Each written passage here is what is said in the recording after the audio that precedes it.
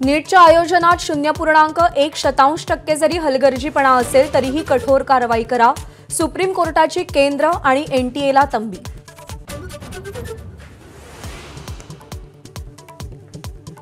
Share बाजाराचा निर्देशांक सर्वोच्च पातळीवर, सेन्सेक्स 77,235 अंकांवर तर चांदीला सोन्याचे दिन प्रति किलो 91,000 रुपयांवर।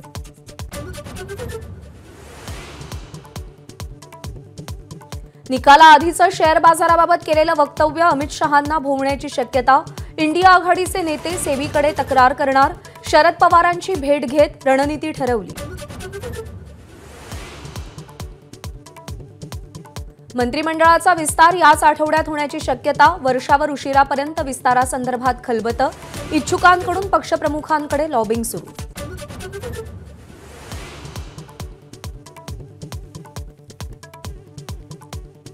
मुख्यमंत्री शिंदेंसह फडणवीस आणि अजित पवारांची वर्षा निवासस्थानी भेट, रात्री उशिरापर्यंत शिंदे, अजित पवार आणि फडणवीसांची बंद दाराआड चर्चा।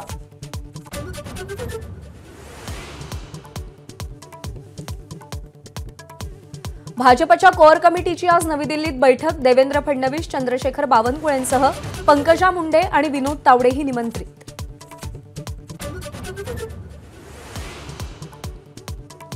सरकारमधून बाहेर पडण्याच्या फडणवीसांच्या मागणीवरचा निर्णय लांबणीवर, दिल्लीतल्या बैठकीत आजही चर्चा नाही।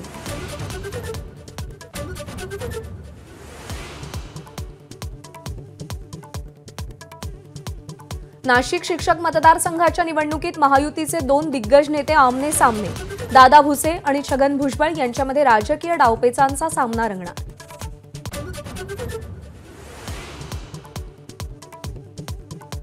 उत्तर पश्चिम मुंबईचे नवे खासदार रवींद्र वायकर राज ठाकरेंच्या भेटीला, लोकसभा निकालानंतर वायकरांची राज ठाकरेंशी सदिच्छा भेट।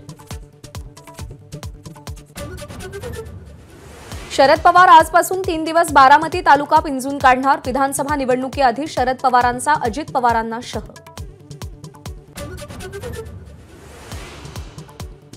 पंतप्रधान नरेंद्र मोदींचा आज वाराणसी दौरा, पंतप्रधान किसान योजनेचा 17वा हप्ता शेतकऱ्यांच्या खात्यात जमा होणार, तर काशी विश्वनाथ मंदिरात मोदींच्या हस्ते पूजा। राज्यात उद्यापासून पोलीस भरतीचा श्रीगणेशा, 17,000 जागांसाठी 17 लाख अर्ज, 40% उमेदवार गरजेपेक्षा उच्च शिक्षित। नागपूर गोवा शक्तीपीठ महामार्गाला कोल्हापुरातल्या शेतकऱ्यांचा विरोध, दसरा चौकात जोरदार आंदोलन, छत्रपती शाहूंसह महाविकास आघाडीचे नेतेही आंदोलनात।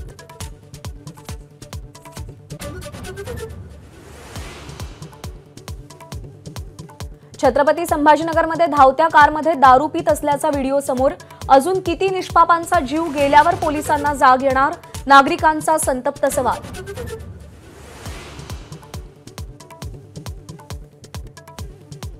सोलापुरातील बार्शीत रस्त्याच्या निकृष्ट कामामुळे नागरिकांचा संताप, महिनाभरापूर्वी तयार केलेला रस्ता हाताने उकरून दाखवला, ठेकेदारावर कारवाई करण्याची मागणी।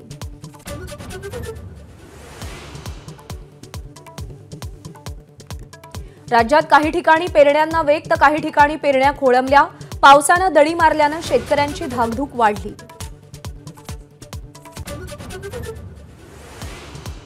संत मुक्ताईंची पालखी आज पंढरपूरकडे प्रस्थान करणार, खानदेशातून हजारो वारकरी पंढरीच्या दिशेने मार्गस्थ होणार।